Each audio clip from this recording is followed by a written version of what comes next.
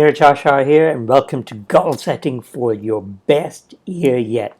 Today, I'd like to share with you 7 powerful steps that have helped me create unstoppable momentum and can help you do the same. This is an amalgamation of things that I've learned from key people like Tony Robbins, Michael Hyatt, to really achieve goals on an incredible level and make life more impactful, meaningful, and obviously happier. So let's get rolling with this particular 7-step process, and you'll need a pen and paper for this. I'm actually going to step you through. I want you to get an idea of how this system works, and you can always revisit this and do different aspects of your life for this. So step 1, let's get you feeling in an amazing state, and let's do that by listing down what were the amazing things that have happened in the last year. Consider key milestones that you'll have reached in your business, whether some things that happened in your family, your relationships, they were amazing. Maybe you undertook some health program or exercise program, fitness level that you reached. Maybe you ran a marathon, for all I know. What were some amazing experiences you had? Could have been a concert that you went to, an incredible vacation, some hobby that you undertook, something new that you learned that was brilliant. What did you do to contribute? How did you help another fellow human beings? What did you do to contribute to others out there? Just want you to look at some of these key areas of your life and just look at what was amazing. Try and make a list of all those incredible things. And this is always a great way to get things started. It gets the juices flowing. Okay. So I'm going to give you another 15-20 seconds to write these things down.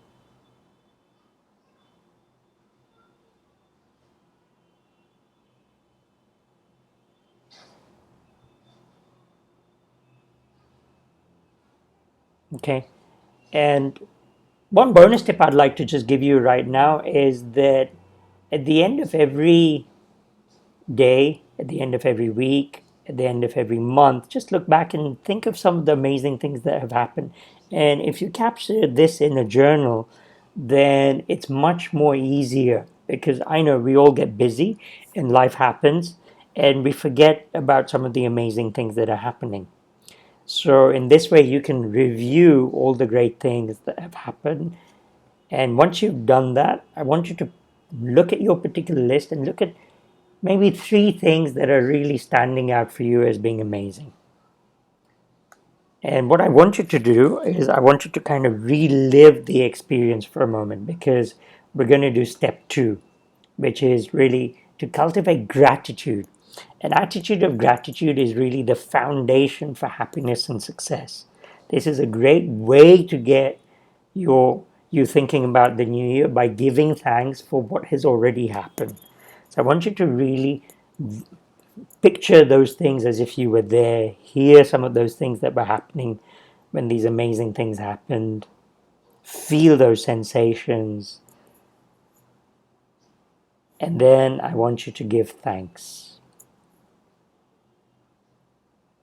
I want you to give thanks and really feel that feeling of gratitude.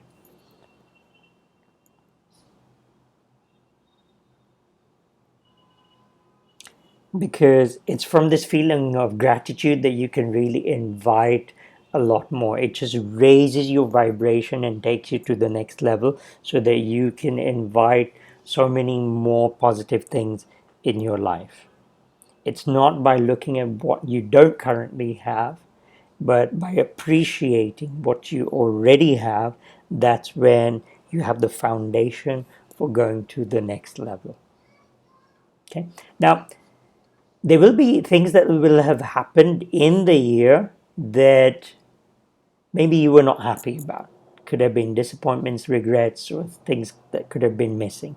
Now, I want to make sure that we actually give closure to the past as well, and we don't carry that baggage with us into the future. So let's make sure that we get that settled. So step 3, what were some of the disappointments that you experienced? What were some of the regrets that you had? I want you to just consider some of those, because we want to make sure that we don't have the same regrets and disappointments this coming year.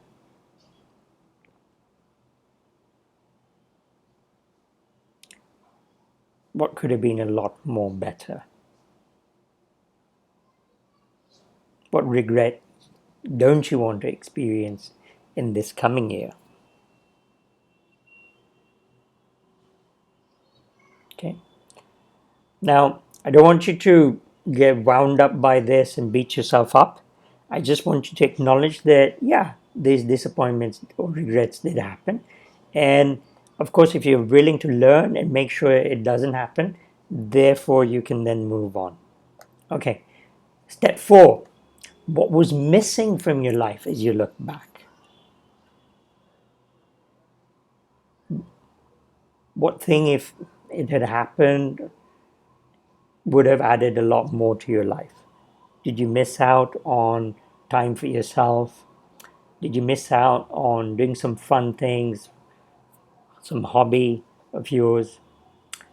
Did you miss out on a particular target client that you wanted?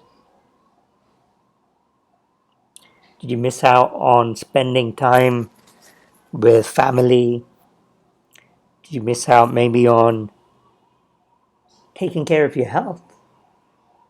What were some of the things that you missed out upon as you look back on the last year?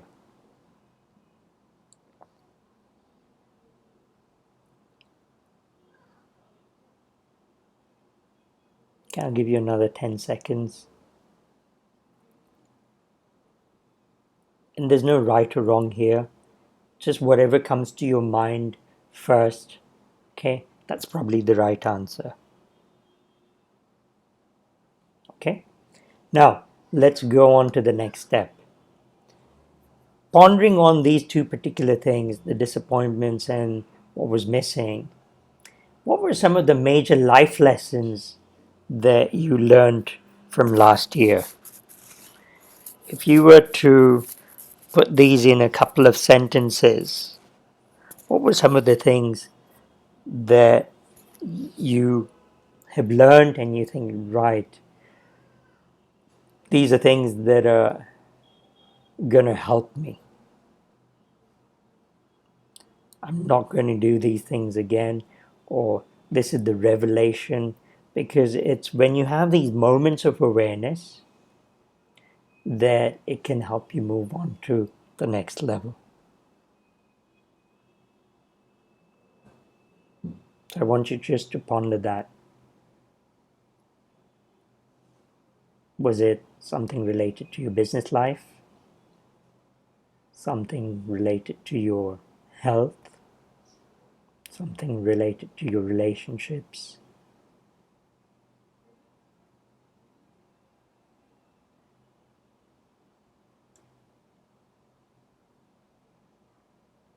I want you to acknowledge this life lesson and see, by knowing this, how it's going to serve you going forward.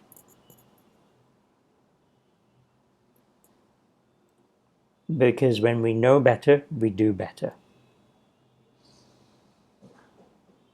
Okay? So now we have the basis, the foundation steps in place, where we've done some looking back. We've looked at the positives, the not so positives, some of the things that we're missing, and some of the key lessons that we've learned. And now this is where the rubber hits the road, and let's actually get into the goal setting. And I'd like to take you through a system. It's a MAD system. That's right. And you're going to find this really exciting, and it's really going to help you. This is the system that I'm using, and it's helped me superbly take things forward, not only in my business life, but also in my personal life. So what does MAD stand for? Okay, the MAD system: number 1, minimum; number 2, achievable; and number 3, dream. I'm going to take you through this particular thing, and I'd like you to actually pick a particular aspect of your life that you'd like to focus on, because if I take you through this process, you'll begin to understand. Okay, so for a moment, let's say consider your business. Okay, or choose any one particular part. Okay, and what I want you to do is I want you to start actually kind of in a different order. Start with the dream. If you could wave a magic wand, okay, and if you could have heaven on earth for, say, your business or your relationship, how would it be? I want you to, for a moment, picture that. I want you to describe that. You have a magic wand, you could have anything that you wanted. How would it be? What kind of clients would you have? What kind of offices would you have? Where would you have those offices? Would they be worldwide? I want you to consider all of those particular things. What kind of incredible people would you have working with you?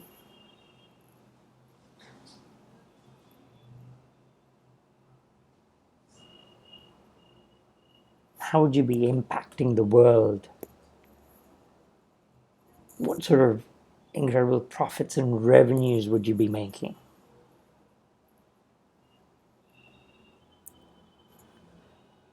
How would your product or service really be helping? I want you to connect with that dream. And this is where you just, forget all limits. There are no limits. You have a magic wand, you can have anything and everything that you can possibly imagine. Just go for it. Think big.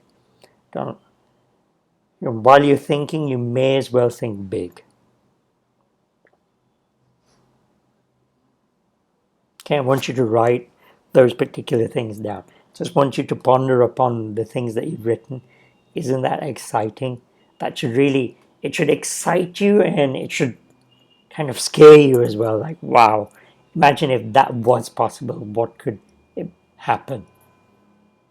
Okay. And now what I want us to do is I want us to go to the other extreme and think of the minimum. You know what you've achieved over the last year in terms of, say, your business. Okay. So what's the minimum given the momentum that's currently there that you can achieve? Now, I want you to be specific. This is where you need to get the numbers in place. What sort of revenues are you having? What sort of profits have you made? What sort of new clients have you got? You'll need to have those particular figures in place, and just think of, okay, if I just achieved the minimum, what is it that I would achieve? What's the sort of revenue I'd achieve? What's the sort of profits I would achieve? I want you to write that down. That is something that you would achieve if you did basically almost nothing. Just because of how things are, they were already set, they're already going. That's the minimum that you will have achieved. Okay. Now, I want us to come to the next step, which is to go to the middle. And let's look at something that could be achievable. And this particular figure will have to be a stretch. Okay. I want you to consider that, say, for example, last year, your business grew at, I don't know, 15%. And the minimum that you think you're able to achieve is, say, 10%. Then, I want you to consider what would be a stretch figure. What if you had an achievement of, say, you were able to grow, 40%, 50%. That would be a stretch, right? So I want you to consider what could be a stretch, what could be achievable, but you'd have to hustle, you'd have to really get some key things in place for you to get those particular results. Don't worry about what those particular things are right now. I just want you to think, okay, what would be a stretch? What would be something thinking right in your mind that, yeah, I'd have to get some things in place to really achieve that? So I want you to have that particular figure and percentage in mind. And if you have a percentage, I want you to also work out in terms of a figure. I want you to look at that particular figure. Say you were looking back, having already achieved this in the year. How do you feel? You'd feel great, right? Imagine your team celebrating having already achieved that. Okay, so write those particular figures down. So you've written a dream which didn't have actually any figures. Then you had a minimum, and now you have an achievable target. Okay. Now the next step I want you to consider is, what's the next baby step you could take? Number one, for your dream. If you were going to achieve your dream, what step would you take that would move you forward in that direction? And whatever comes to mind first, just write it down. Don't overthink this. And then the next thing I'd like you to do is look at the achievable part. If you were going to achieve this, what are some of the key things that you need to do? Would you need to land some major clients? Okay, who could those particular people be? Would you have to grow your team? And then, for the minimum, what steps would you have to take to make sure that, the minimum just happens? Write that down. Okay, because these are things that you're going to then action upon. Is there something that you could do immediately right now? Okay, Tony Robbins always says that whenever you set a goal, never leave that particular moment without actually taking some sort of action towards achieving that, because that just lets the universe know that, hey, I'm serious about this, I'm ready, and I want to get things moving. Is there a phone call you could make? Is there a list you could make? Is there an email you could type up? Even if it's just writing down something and scheduling it. Okay? So you have that.